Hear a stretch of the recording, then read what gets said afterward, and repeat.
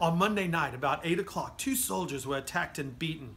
About 9, some of the guard came and informed me the town inhabitants were assembling to attack the troops, and that the bells were ringing as the signal for that purpose and not for fire, and the beacon intended to be fired to bring in the distant people in the country.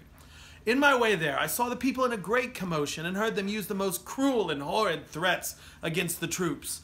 They immediately surrounded the sentry posted there, and with clubs and other weapons threatened to execute their vengeance upon him. I was soon informed by a townsman their intention was to carry off the soldier from his post and possibly murder him. They, the soldiers, soon rushed through the people, and by charging their bayonets in half circles, they kept them at a little distance.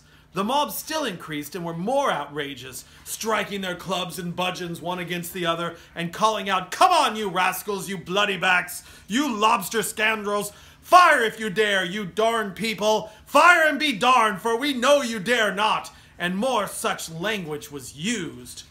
At this time I was between the soldiers and the mob, parleying with and endeavoring in all my power to persuade them to retire peaceably, but to no purpose. They advanced to the points of the bayonets, struck some of them, and even the muzzles of the pieces. And they seemed to be endeavoring to close with the soldiers. On which some well-behaved persons asked me if the guns were charged. I replied, yes. They then asked if I intended to order the men to fire. I answered, no, by no means. While I was thus speaking, one of the soldiers, having received a severe blow with a stick, stepped a little on one side and instantly fired. On which, turning to and asking him why he fired without orders, I was struck with a club on my arm, which for some time deprived me of the use of it.